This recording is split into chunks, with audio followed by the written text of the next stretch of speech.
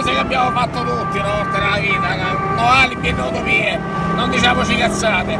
Adesso qua il contromano violento non lo facciamo ovviamente, non c'è bisogno, anche perché lo scooter consente un sorpasso del genere, ma quando bloccati il traffico, quando l'hai fatto passare ci stava tutto il traffico quello coatto, nella capitale, hai seguito, ti sei accodato, hai sfruttato un problema altrui.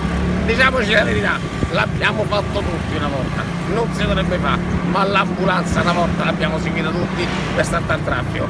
E secondo te sto male? Uno ci deve mettere la faccia anche nelle cose che non so proprio perle di saggezza e perle dei comportamenti, però l'ambulanza una volta nel traffico abbiamo seguita tutti, ci siamo attaccati al suo culo e abbiamo sfruttato un problema altrui. Io spero che quello sia un problema che tra 7 minuti sia risolto, ma con la vita non male.